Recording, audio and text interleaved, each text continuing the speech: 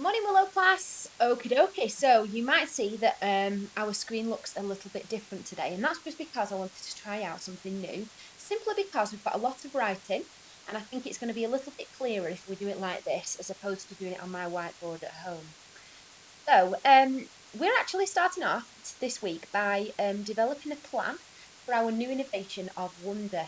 And at home now, you should have all received your little books, which unfortunately I don't want you to write in just yet. We'll actually develop our story, and then I'll be able to give you feedback. And like we would do in school, if you have any fixes or anything to edit. And then towards next week, we will then start to publish our own story. Okay.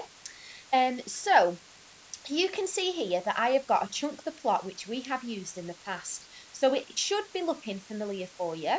We've got our original story here from the book Wonder, which I have just pulled 5 different points from. Then I have created my chunk the plot. And then in the final column is our new innovation, okay, which I'll go into a little bit more detail in a second. This original story, what I've done is I've pulled like an introduction section, the build up, the dilemma, or the problem, the resolution, and then the ending. Okay.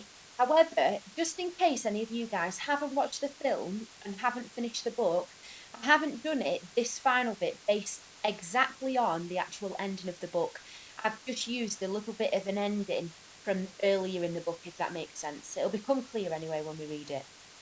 So I'm going to read the original story to you and it will make sense.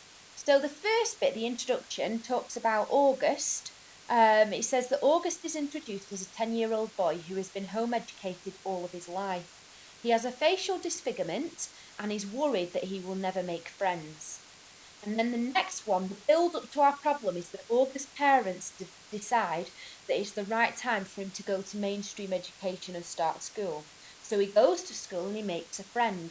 Now, because obviously we're in year 5 and 6, even though we are writing in a table like this, I still expect for you to have things like this, hyphenated words, capital letters and full stops, and brackets if you can.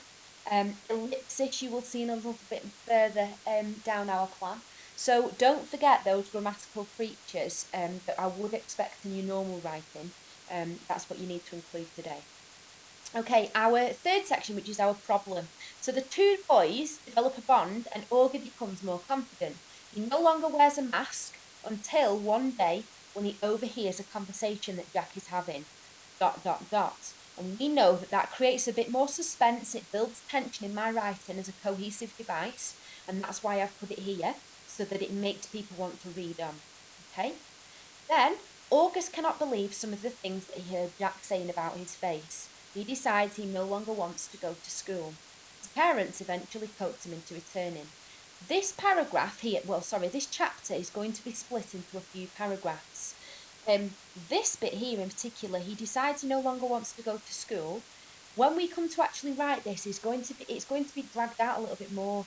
He's crying in his bedroom. Via comes up to him, talks to him. No, he won't tell anybody what's going on and why he's upset. Until eventually his sister gets it out of him, and then his parents coax him to return him. Okay, so it's not as quick as that. It's a lot more dragged out. But we'll worry about that when we come to write it on Thursday. And then here, August returns to Beecher Prep School but develops a friendship with a girl named Summer. He now feels more settled and less worried about what other people think. So, you can see there that that isn't the official ending of our story. However, this is the part where he then makes new friends. And so I think that's an appropriate ending for our shortened version of Wonder.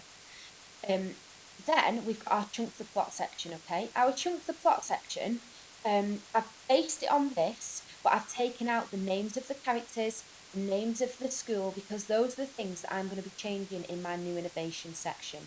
So pause the video for me if you can, and just have a little read of these sections. Okay, off you go.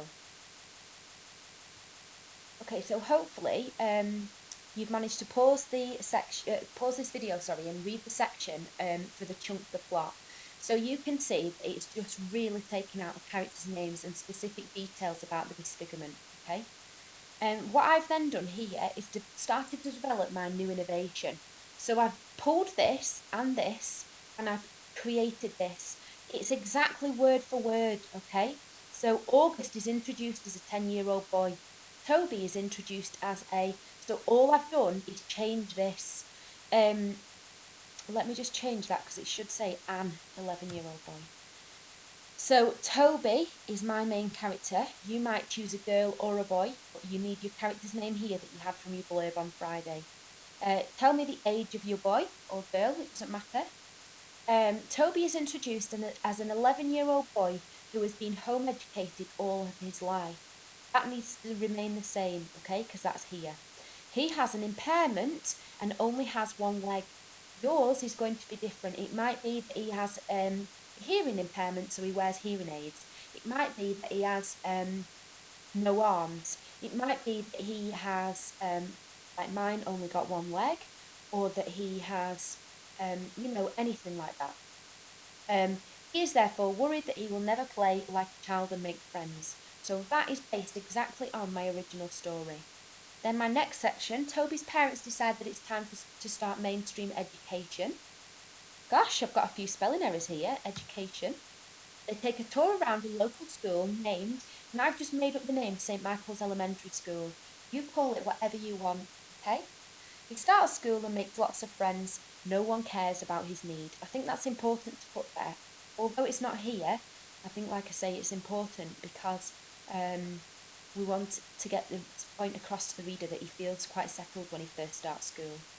So, what I want by the end of this lesson is for you to have completed your chunk the plot. You might choose to copy this or you might choose to do one of your own, and then your new innovation. Okay? If you don't have access to a printer, please don't worry about writing all of this, and all of this. Okay?